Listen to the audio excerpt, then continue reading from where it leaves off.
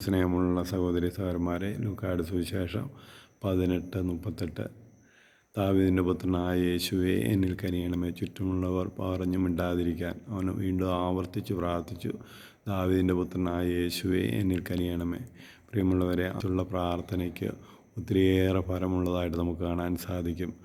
ലൂക്കായുടെ സുവിശേഷം 18:1 മുതൽ ന്യായാധിപൻ്റെയും വിധവയുടെയും കാര്യത്തിൽ പറയാം. വിധവ ആവർത്തിച്ച് ന്യായാധിപനെ ശല്യപ്പെടുത്തിക്കൊണ്ടിരുന്നു, രാവും പകലും ശല്യപ്പെടുത്തിക്കൊണ്ടിരുന്നു.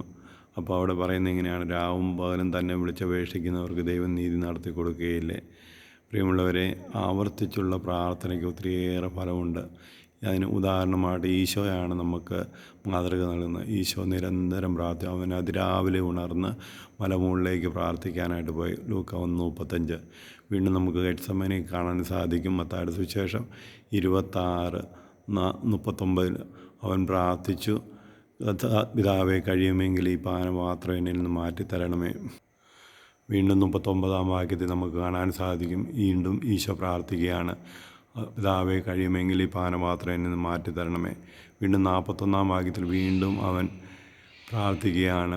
അതേ വാക്കുകൾ പറഞ്ഞ് പ്രാർത്ഥിച്ചു എന്നാണ് പറയുന്നത്. പ്രിയമുള്ളവരെ, ആവർത്തിച്ചുള്ള പ്രാർത്ഥന ദൈവം നമ്മുടെ പ്രാർത്ഥന കേട്ട് ഒന്നിലെ നമ്മുടെ കാര്യം സാധിച്ചു തരും, ഇല്ലെങ്കിൽ സഹിക്കാനുള്ള ശക്തി തരും. ദൈവം നീതിമാനാണ്. ഈശോ പ്രാർത്ഥിച്ചു, ഈശോയ്ക്ക് പാനപാത്രം മാറ്റിക്കൊടുത്തില്ല, പക്ഷേ കുരിശെടുക്കാനുള്ള ശക്തി കൊടുത്തു. ഇതുപോലെ നമ്മുടെ ജീവിതത്തിലും ദൈവഹിതമാണെങ്കിൽ നമ്മുടെ പ്രാർത്ഥന ദൈവം കേൾക്കും, സാധിച്ചു തരും. അതല്ലെങ്കിൽ ദൈവം ആ പ്രശ്നത്തെ അഭിമുഖീകരിക്കാനുള്ള ശക്തി തരും. അതുകൊണ്ടാണ് റോമ 8:28 പറയുന്നത്, ദൈവത്തെ സ്നേഹിക്കുന്നവർക്ക് അവിടുത്തെ പദ്ധതി അനുസരിച്ച് വിളിക്കപ്പെട്ടവർക്കെല്ലാം നന്മയ്ക്കായിട്ട് മാറുമെന്ന്. പ്രിയമുള്ളവരെ, നമ്മുടെ നിരന്തരമായ പ്രാർത്ഥന ദൈവസന്നിധിയിലേക്ക് ഉയർത്താം. ആവർത്തിച്ചുള്ള പ്രാർത്ഥന, നമുക്കറിയാം, സ്വർഗ്ഗസ്ഥനായ പിതാവേ, നന്മ നിറഞ്ഞവരെന്നുള്ള പ്രാർത്ഥന ദൈവവചനമാണ്. ദൈവവചനം ആവർത്തിച്ച് ഉരുടുമ്പോൾ യോഹന്നാൻ 15:3 പറയുന്നത്, ഞാൻ നിങ്ങളോട് പറഞ്ഞ വചനം നിമിത്തം നിങ്ങൾ ശുദ്ധിയുള്ളവരായിരിക്കുന്നു. ഓരോ പ്രാർത്ഥനയും നമ്മളെ വിശുദ്ധീകരിക്കുകയും ദൈവത്തെങ്കിലേക്ക് അടുപ്പിക്കുകയും ചെയ്യും.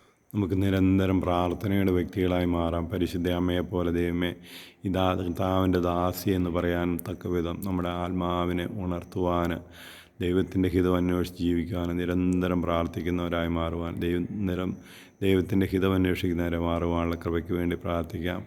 ഈശോ ഓരോരുത്തരെയും സമൃദ്ധമായി അനുഗ്രഹിക്കട്ടെ. ആമേൻ.